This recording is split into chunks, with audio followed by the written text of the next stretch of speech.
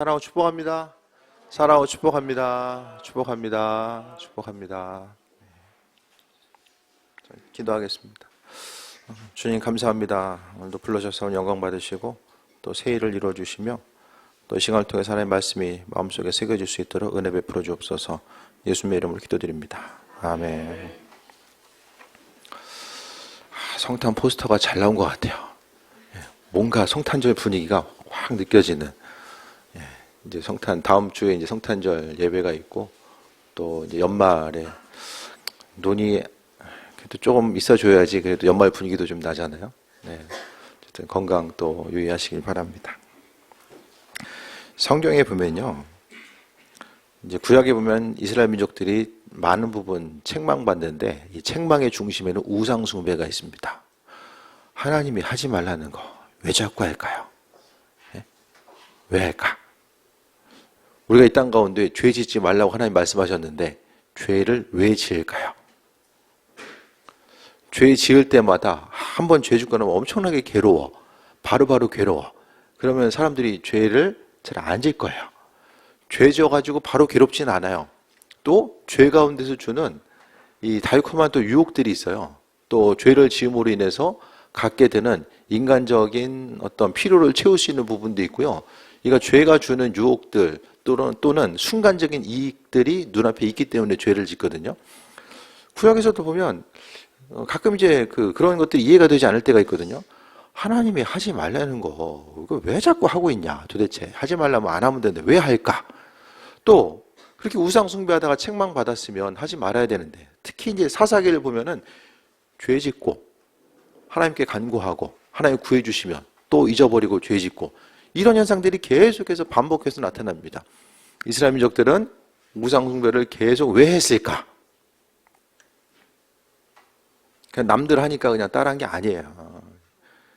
돈 때문에 한 거예요. 돈 때문에. 돈 때문에 우상 숭배한 거예요.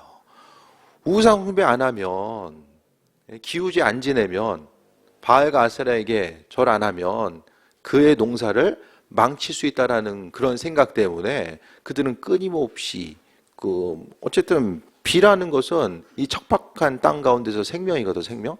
그 생명이 비가 내리지 않으면 농사를 지을 수가 없어요. 이스라엘의 많은 땅이 천수다. 비 안 내리면은 농사를 지을 수가 없어요.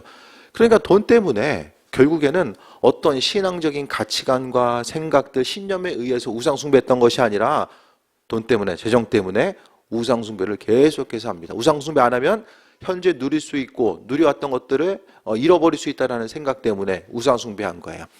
그래서 출애굽 이전에 이스라엘 민족들이 주로 했던 것이 이제 목축업이잖아요. 목축.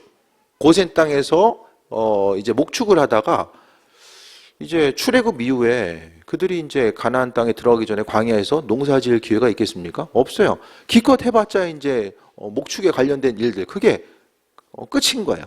근데 가나안 땅에 딱 이제 들어가다 보니까 사람들이 이제 농사 짓고 있네. 농사법 배워가면서 어떻게 합니까?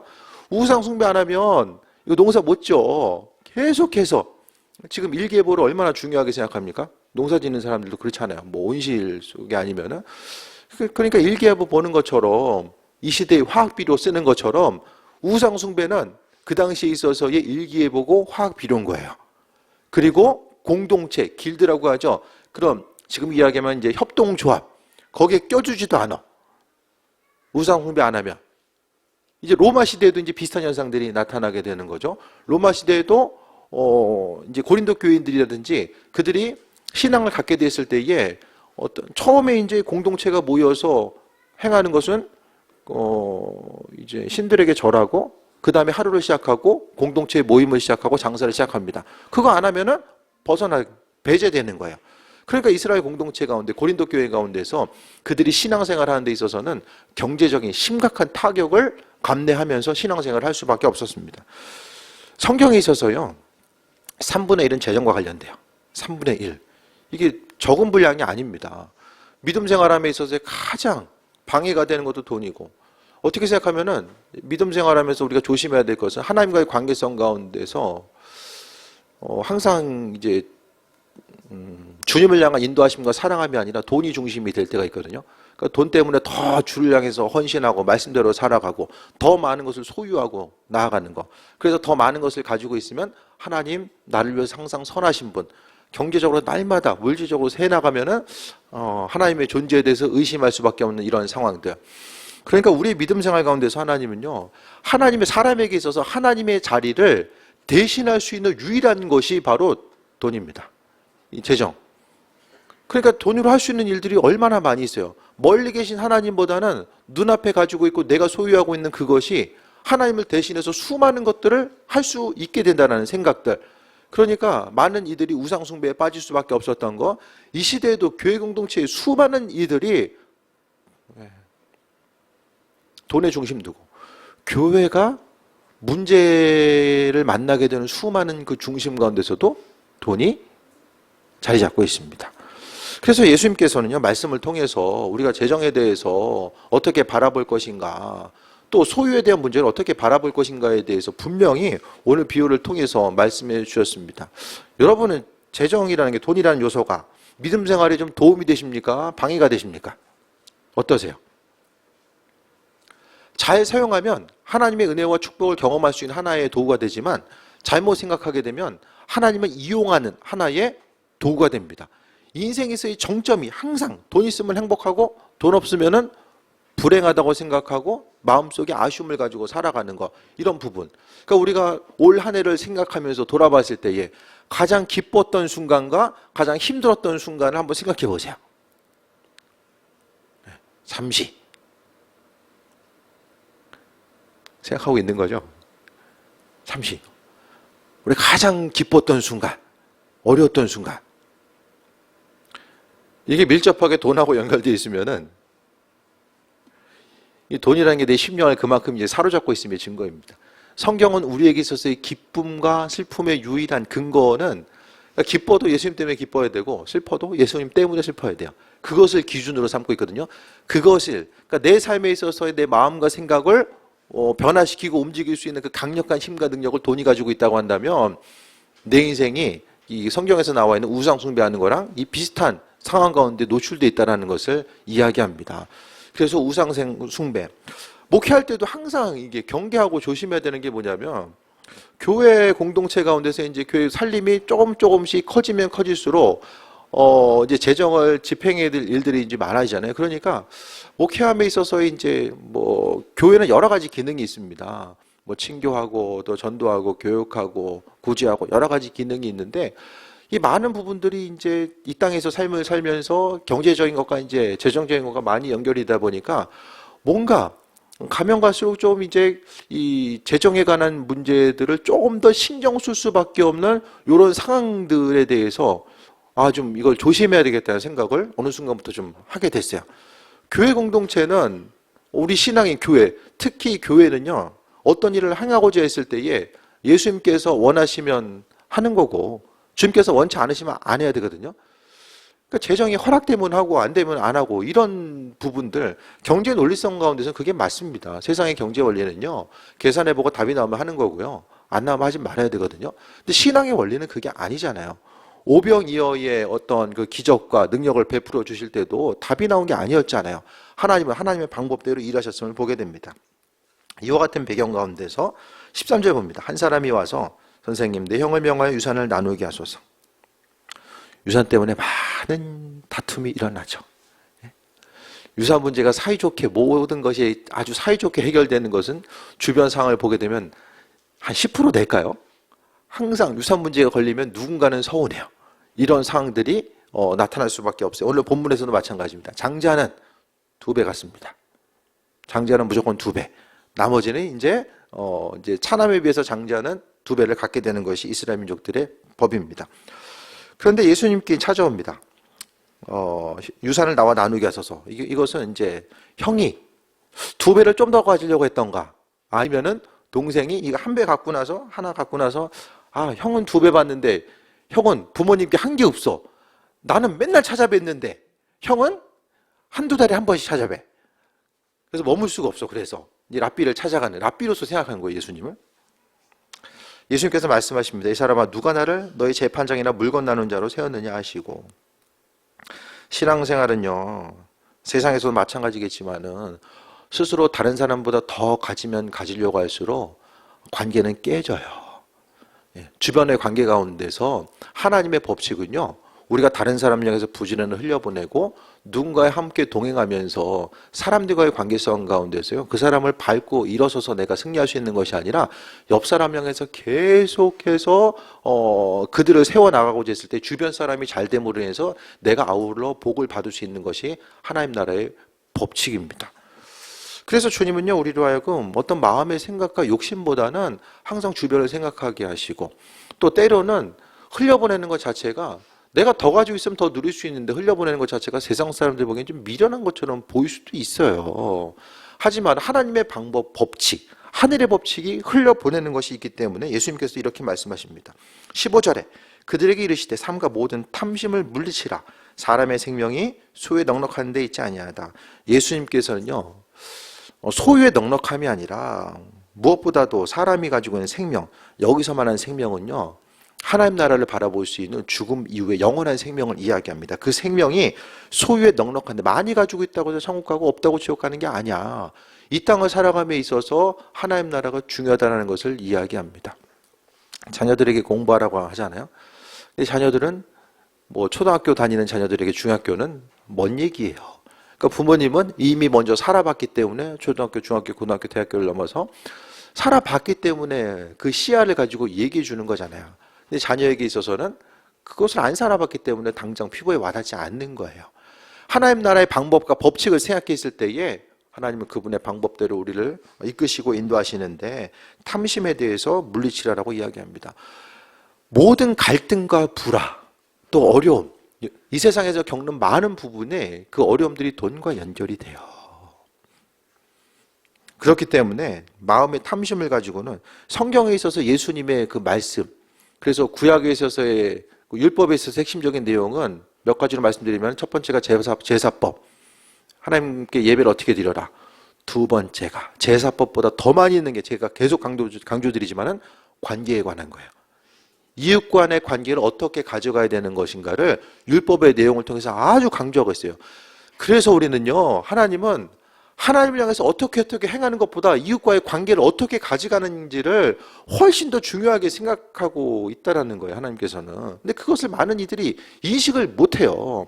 예배 드리고 예물 드리고 이건 중요한데, 내가 주변 사람들과 관계를 어떻게 가져가는 거에 대해서 하나님께서 중요하게 여기신다라는 생각을 잘 하지 못하면서 살아갑니다. 탐심을 물리치지 않으면은 우리가 영원한 하나님 나라를 바라볼 수가 없어요. 성경은 계속해서 우리에게 너는 저수지가 아니라 그냥 통로야. 우리에게 계속해서 통로라고 말씀해 주세요. 우리는 흘려보내는 것이 사명입니다. 쌓아놓는 것이 사명이 아니라 흘려보내는 것이 사명이고 목적이죠. 탐심을 물리치라고 하는 거. 마음에 욕심 없는 사람이 없죠. 사람의 본성은 욕심이 있어요. 근데 그 욕심이 있지만 더 소중한 가치를 발견하기 때문에 흘려보내는 거예요. 그 주변 사람들이, 뭐 유명인들이 기부하고, 그 왜 기부한다고 생각하십니까? 믿지 않은 사람들도 흘려보내는 사람들이 많이 있잖아요. 다른 사람들에게 보이기 위한 것이 아니라 정말 최선을 다해서 흘려보내는 사람들이 있거든요. 그러니까 그것은 첫 번째는 물질이 주는, 돈이 주는 기쁨에 대해서 어느 정도 이제 만족감을 누렸을 때에 더 이상 그것이 주는 기쁨을 누릴 수가 없는 거예요.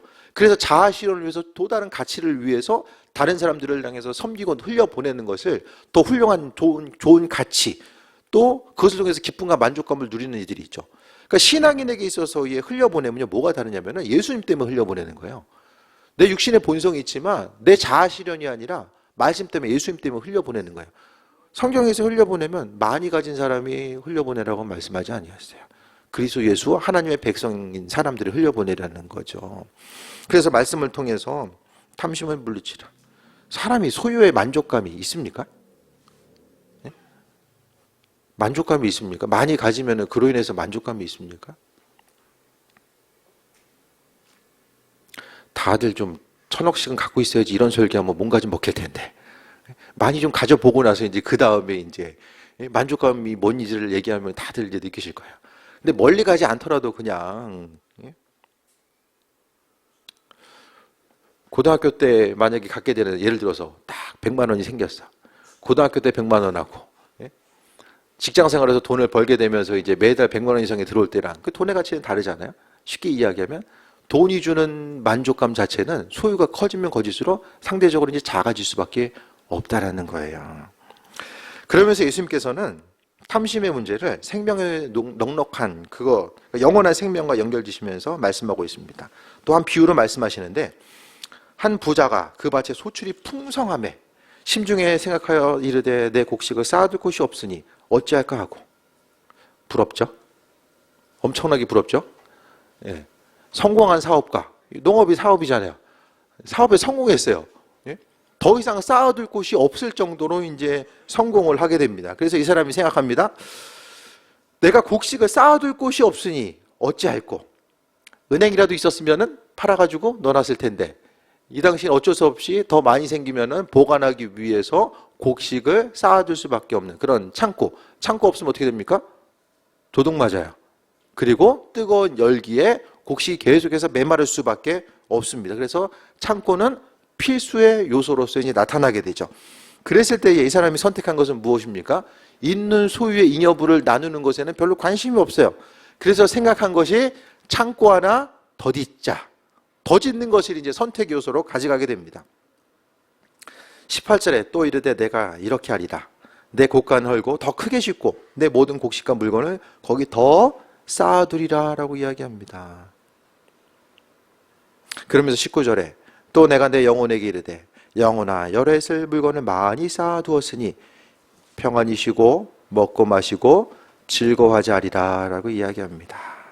17절, 18절, 19절 성경을 보면서 연구했을 때에, 그러니까 뭐 연구라는 게 어떤 특별한 것이 아니고 그냥 이 뜻이 무엇일까, 여기서 중심적인 키워드가 무엇일까 생각했을 때 가장 기본적인 것은 반복 어구를 찾는 것입니다. 반복되는 말이 무엇인가를 여기서 찾는 거예요. 17절, 18절, 19절을 통해서 쌓아두는 거, 그러니까 첫 번째 강조되는 것이 쌓는다는 말이 나와요. 17절에 쌓아둘 곳이 없으니, 18절에 거기 쌓아두리라, 19절에 쌓아두었으니. 이 사람의 목적 자체는 쌓는 게 목적이에요. 하늘 높이 계속해서 쌓아 올리는 것이 목적이고요. 또 한 가지가 나라는 말이 계속 강조돼요. 내가 곡식을 쌓아둘 곳이 없으니 내가. 18절에도 내가. 또 내 모든 것. 19절에도 내가 내 영혼에게.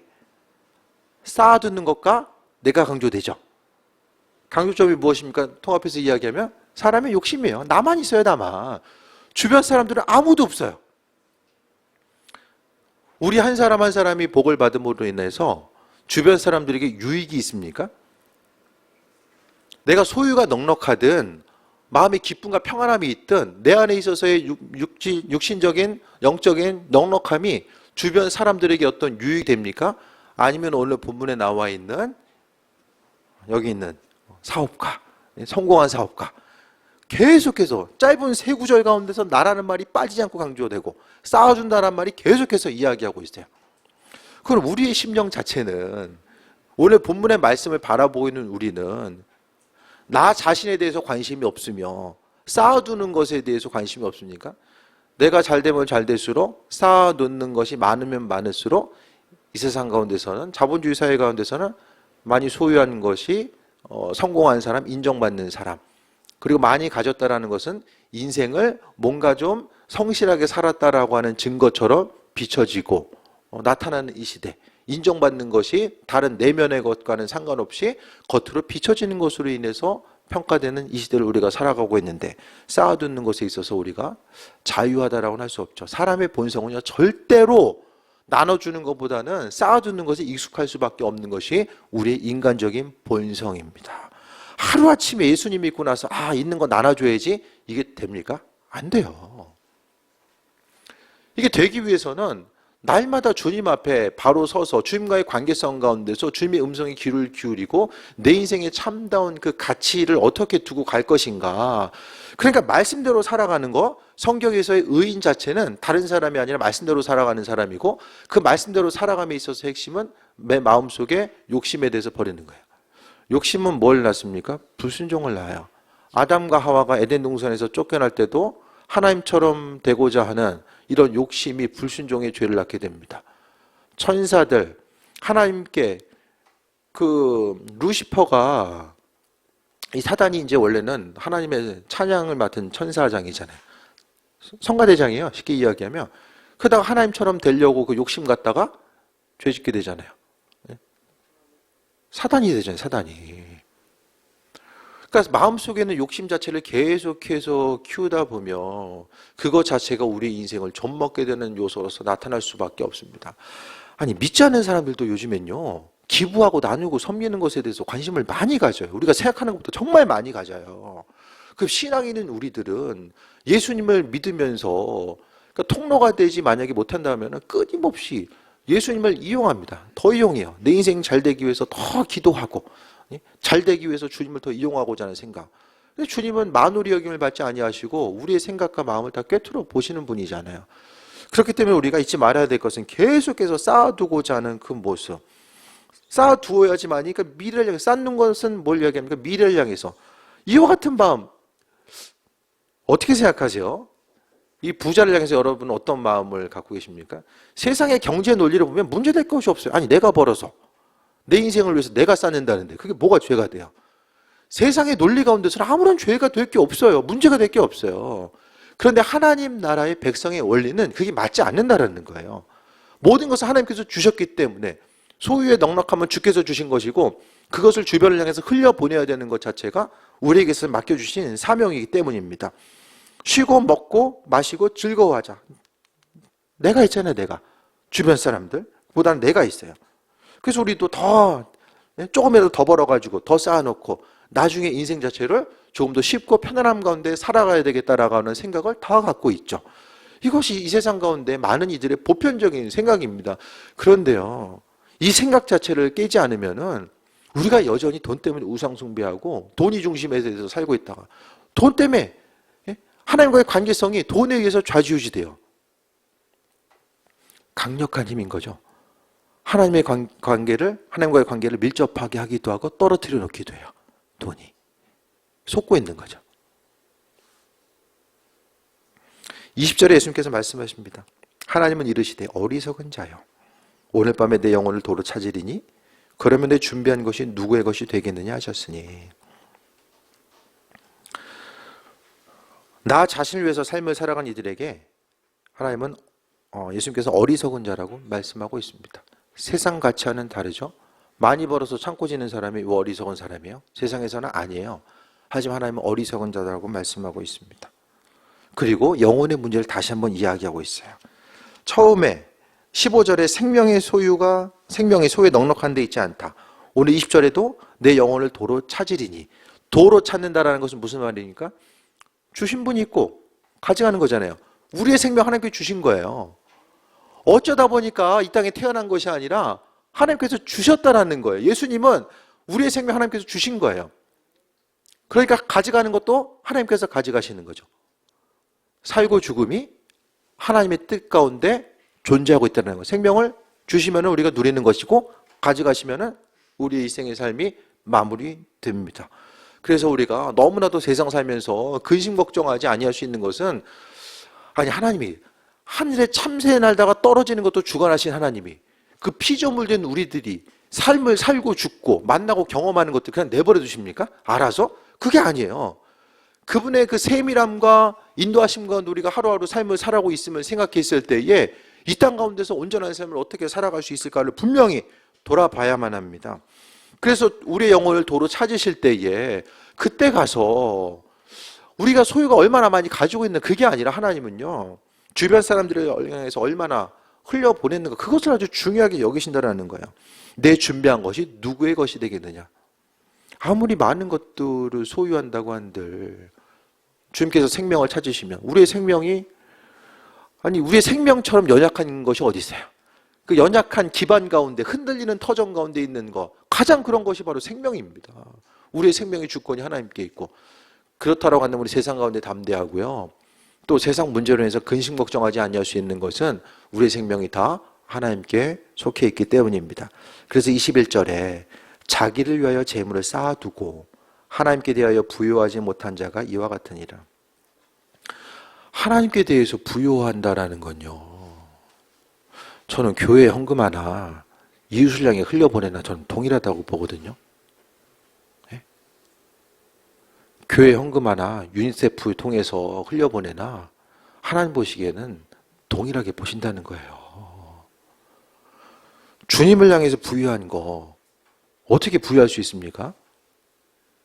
흘려보낸 것 자체가요, 교회에서의 순간은 일순간이잖아요. 잠깐이잖아요. 대부분의 삶은 밖에서 이루어져요. 그러면 주변 사람들 향해서 꼭 재정적인 것뿐만 아니라도 우리가 힘쓰고 노력해서 누군가를 향해서 내가 움직이지 않아도 되지만은 그래도 그들을 향해서 마음에 신경을 써주고 위로해주고 말 한마디라도 내가 할 수 있는, 물질적으로 할 수 있는 부분들은 행하고, 주님 기뻐하신 일들을 행하고 바라보는 거죠. 하나님께 부유한다라는 거, 하나님 옆에 계셔가지고 하나님 이거 가져가세요, 이거 할 수 없잖아요. 그러니까 많은 일들이 우리는 주변 사람들을 통해서 하나님 만나는 거예요. 옆 사람, 내 옆에 있는 사람, 사람이 마음에 맞는 사람들은 참 좋은데 가까이 하고 어떤 일을 함께 하기에 정말 부담스러운 사람도 있잖아요. 주변에 다 좋은 사람만 있는 게 아니잖아요. 저도 부담스러운 사람들이 있어요. 같이 있고 함께 하고 싶은 사람도 있지만은 단톡방에서 빠져나오고 싶은 사람, 그 사람 때문에 좀 나오고 싶어. 저도 있어요. 저도. 하지만은 예수님 때문에 내 사람과 내 생각의 본성은 그게 아닌데 예수님 때문에 그 안에서 섬기고 나아가는 거. 그래서 어떻게 하면 이제부터는 이 땅 가운데 더 많은 것을 쌓아놓을 수 있을까? 그것보다는 항상 우리가 믿는 자로서 주님 앞에 어떻게 부유한 삶을 살아갈 수 있을까? 생명이 주께 속해 있다는 것을 생각하면요, 하루하루 삶에 있어서 주님 앞에 부유한 삶을 살게 되면요, 물질 때문에 그렇게 내 인생이 기쁘고 슬퍼하는 거 거기 두지 않아요. 돈은 있다가도 없고 없다가도 있어요. 그럴 때마다 내 마음이 막 흔들려. 있으면 기쁘고 없으면 흔들려. 그럼 삶의 모습이 좀 안타깝잖아요. 그냥 주어진 것에 성경은요, 있어야 될 것도 필요한 것도 하나님 주시니까 주신 것에 대해서 만족하고 그 안에서 기쁨을, 있으나 없으나 기쁨과 만족감을 누릴 것에 대해서 말씀하고 있어요. 더 필요하면 하나님 더 주실 거예요. 하나님의 목적에 합한 것으로 더 필요한 사람이 주실 것입니다. 우리가 인생을 성실히 살 필요는 있어요. 성실하게 일하고 성실하게 흘려보내는 거. 나머지 일들은 주께 맡기고 온전한 삶을 살아가는 것입니다. 그래서 우리가 내 인생이 정말 주님 앞에 부유한 삶을 살고 있는가. 우리가 하나님 앞에 갔을 때에 정말 주님 뜻대로 주신 거 사용하고 하나님 앞에 부유한 자로서의 삶을 살아갔다라고 이야기할 수 있는가. 세상에서는 풍요함을 누리되 하나님 앞에서는 받을 것이 아무것도 없다라고 한다면 이 땅에서 오로지 돈의 목적을 두고 주님 이용해서 어떻게 하면 더 많은 것을 소유하고 누리고 내 인생 편안함을 향해 살아갈 수 있을까? 그 삶이 주님 앞에 가서 가난한 삶. 그래서 세상 가운데 여러분들요, 주변 사람들 바라보면서 교회 가운데서도 서로를 향하여서 저렇게 힘쓰고 열심히 사는데 왜 저것밖에 소유하지 못할까? 서로를 향해서 안타깝게 생각하지 마세요. 그 판단의 기준은 하나님께서 하십니다. 또 스스로를 향해서 여러분 자신도 내가 주를 향해서 헌신했는데 왜 이렇게 삶이 어렵지? 그것 때문에 주눅들지 마세요. 주께서 행하시고 인도하실 하나님이 선택할 몫이지 생각할 몫이지 내가 스스로를 바라보면서 주님 앞에 부유한 자, 오늘 본문 가운데서 보면은 하나님에 대해서 부유하지 못한 자가 이렇다라고 이야기하면은 주님 앞에 부유한 자도 분명하게 존재한다라는 거예요. 그래서 말씀을 통해서 주님 앞에 정말 부유한 자는 하나님 뜻대로 흘려보내는 삶, 생명이 허락될 때 아무리 많은 것을 가지고 있어도 다들 그런 생각을 많이 할 거예요. 내가 어느 정도 이 정도의 기반을 쌓고 여기까지 올라가면 그 다음부터는 좀 나누는 삶을 살리라. 그게 사단이 가장 많이 사용하는 방법이에요. 그때 되면, 그때 가서. 그때가 옵니까? 네? 여건이 되면 나누고 봉사하는 삶을 살아야지. 그날이 옵니까? 오늘 안 하면 내일이나 모레나 설령 많은 것을 소유한다고 할지라도 절대로 할 수가 없어요. 절대로. 못합니다. 못합니다. 예. 말씀 정리합니다. 하나님 앞에 부요한 자. 예? 있으나 없으나 부요한 자. 작은 것이 있으면 작은 것을 흘려보내고 많이 주셨으면 많이 흘려보내고 그것을 통해서 주님 마음에 합한 자로서의 삶을 살기 때문에 은혜 충만함 가운데 삶을 살아가고, 새벽에 말씀드렸던 것처럼 선지자를 대접하는 자 선지자의 상을 주시고 의인을 대접한 자 의인의 상급을 주신다라고 분명하게 하나님께서 말씀해 주셨거든요. 이 세상을 좀 지혜롭게 살아가야 돼요. 이 땅 가운데서 더 많은 것을 소유할 수도 있지만 그래도 주신 것 가운데서 행복을 누리고, 하나님께서 큰 것을 주시든 작은 것을 주시든 간에 주님 감사합니다, 만족감을 누리고 삶을 살아가는 것. 그게 아니면 우리의 심령의 만족감을 누릴 수 있을 만큼을 소유한 다음에 주를 향해서 감사하고 믿음의 만족감을 누리면 도대체 인생 가운데 주님을 향해서 감사할 수 있는 그 때가 얼마나 될까요?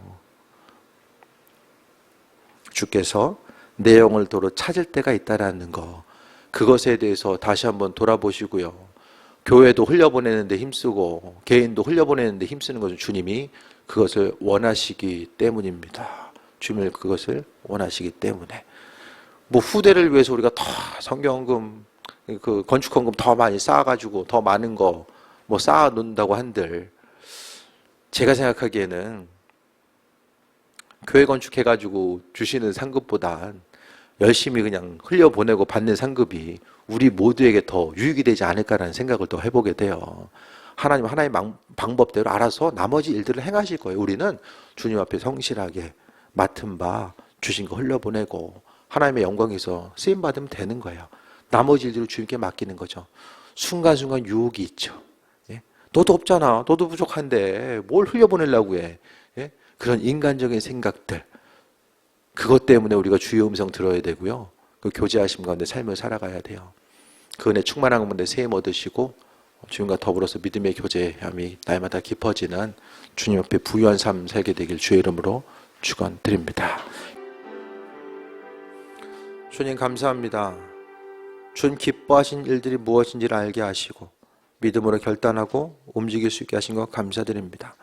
오늘 이 시간 결단하고 행하지 않으면 앞으로의 시간이 오지 않을 수 있다는 것을 알게 하시고 주님 기뻐하신 일들을 향해 나아가게 하여 주시며, 주변 한 사람 한 사람을 귀하고 또 긍휼하게 여길 수 있는 그 마음 또한 허락하여 주시고, 내 성격과 기질이 아니라 하나님의 뜻대로 삶을 살게 하옵소서. 예수님의 이름으로 기도드립니다. 아멘.